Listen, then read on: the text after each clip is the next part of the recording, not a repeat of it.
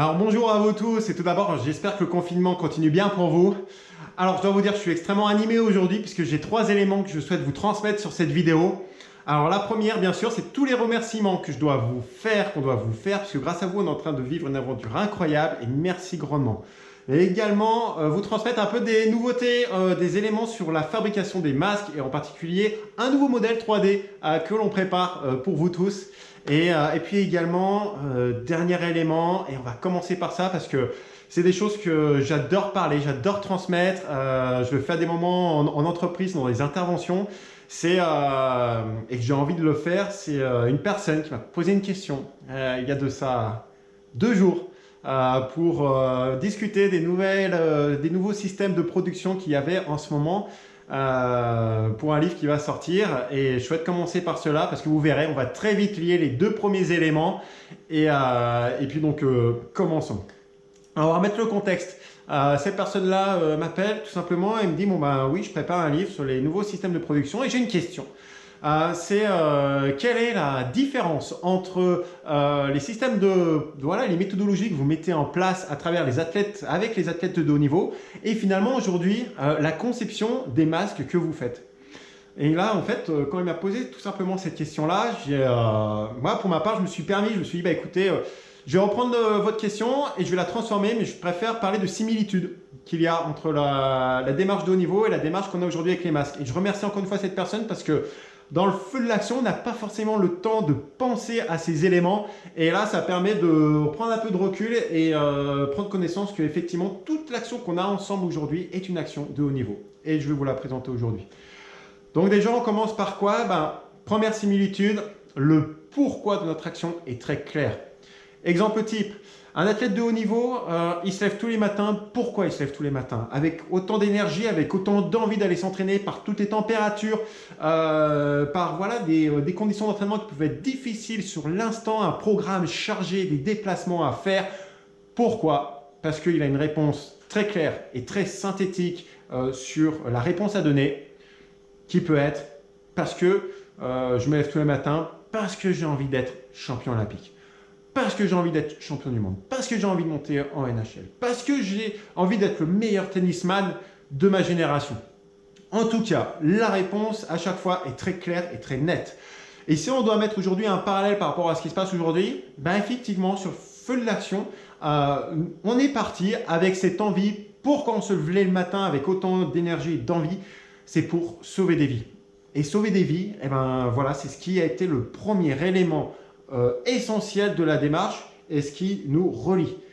Et je parle de relier parce que je veux dire à un moment donné, quand on est dans des actions de haut niveau, on n'est jamais seul. Vous savez, l'athlète de haut niveau est entouré de coachs, de préparateurs physiques, mentaux, techniciens divers et variés selon les disciplines.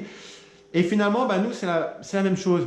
C'est pas tout seul qu'on va y arriver. Mais à défaut d'être gros, on va penser grand. Et là, merci Raphaël Poiré par cette intervention, par cette vidéo.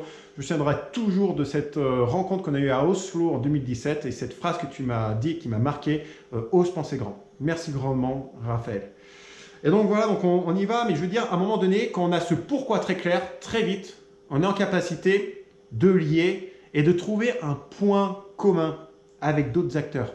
Ces autres acteurs, ça peut être qui? Ça peut être des entreprises, ça peut être des organisations, ça peut être des personnes individuelles, ça peut être tout type d'éléments, voilà, autres extérieurs, mais qui partagent ce même pourquoi, l'essence même de nos actions.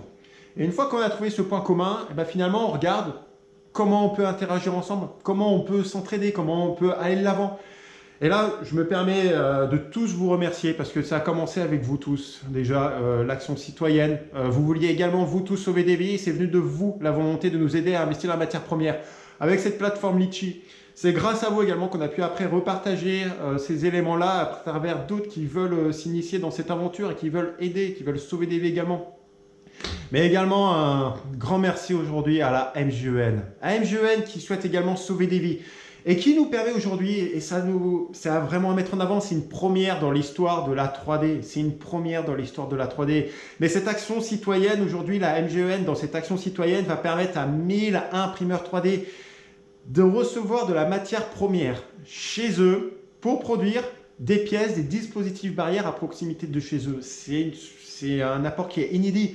Il faut quand même se rendre compte, hein, ça fait 1 tonne de matière première qui va être livrée. Et là, je pense directement à Atom 3D qui souhaite également depuis le début, qui est engagé pour assurer la livraison de ces matières premières-là pour sauver des vies. Et c'est eux qui vont être en charge, cette entreprise, de toute la logistique d'envoi et de vos matières. Donc un grand merci à eux.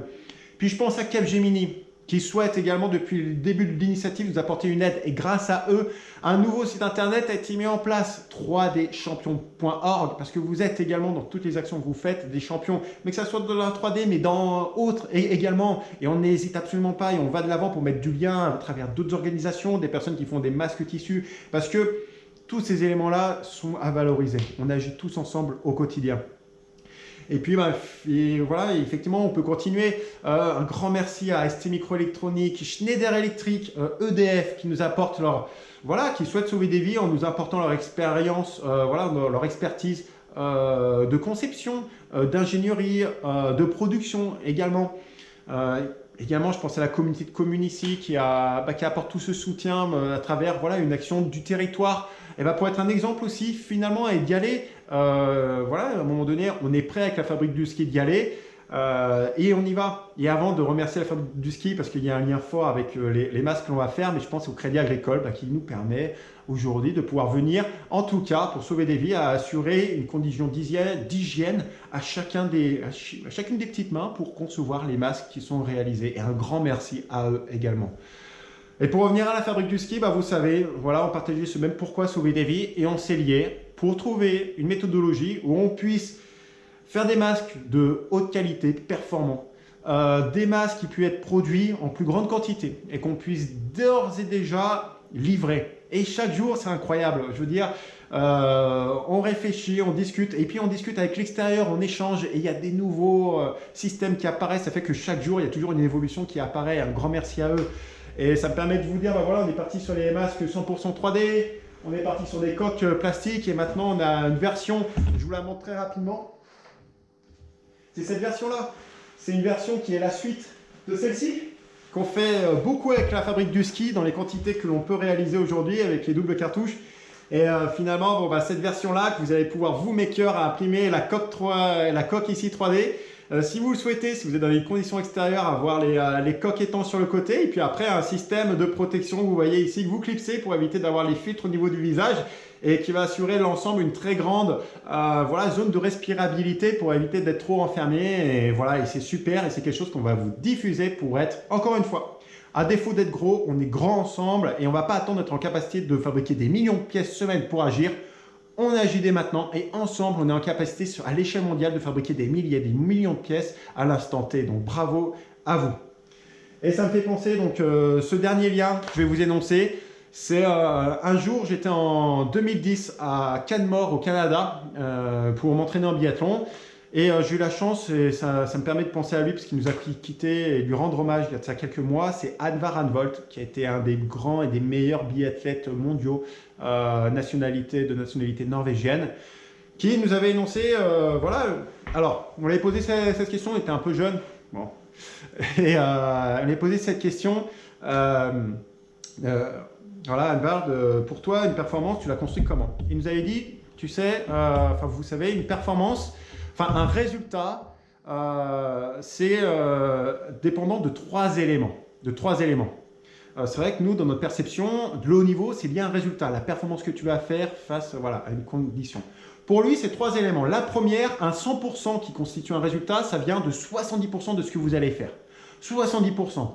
Qu'est-ce que vous allez choisir? Quel est l'entraînement que vous allez faire? Les temps de récupération que vous allez prendre? La manière dont vous allez vous nourrir? Les actions que vous allez faire avant course? La méthodologie que vous allez avoir avant? Voilà, ces éléments-là, la manière dont vous allez courir, la stratégie que vous allez mettre en place, tous ces éléments que vous êtes en capacité de maîtriser. Il y a 20% parmi ces 100% du résultat qui ne dépendra jamais de vous. En particulier, ce sont les autres. On ne peut pas savoir la forme et connaître la forme de son adversaire, on ne peut pas l'influencer, on ne peut pas choisir à sa place ses skis, on ne peut pas... il y a plein d'éléments sur lesquels vous ne pourrez jamais rien. On ne pourra avoir aucune action là-dessus et maîtriser. Et après, il reste 10%, les 10% restants, qui sont liés au facteur chance. Finalement, on va arriver sur un pas de tir Et puis là, un vent soudain se lève et qui va nous mettre les balles dehors. Voilà, ça fait partie des éléments de course, des faits de course qui peuvent arriver. Et j'adore la démarche là, de Ole Einar Bjørndalen quand on s'amusait à parler de cette notion de chance ensemble. Et en fait, on comprend très vite le pourquoi il a été aussi long dans sa carrière. Pour lui, le facteur chance, il peut être maîtrisé, ou du moins on peut réduire ce facteur chance-là.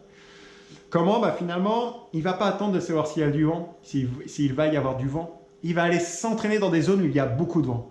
Il ne va pas attendre de savoir si son lot de balle est bon à telle température en mois de janvier, février. Non. Il va tester différents lots de balles dans chacune des conditions de température qu'il va rencontrer, moins 5 degrés, moins 10, moins 15, et tester en parallèle également les coupes de serrage associées. Vraiment, dans la démarche, c'était incroyable. Pour moi, j'ai vu un ingénieur en face de moi, hein, vraiment, véritablement dans la démarche. Et cette démarche-là, finalement, quand on regarde, on l'a tous et on peut tous savoir. Le haut niveau, finalement, quand on regarde, ce n'est pas réservé qu'au sport.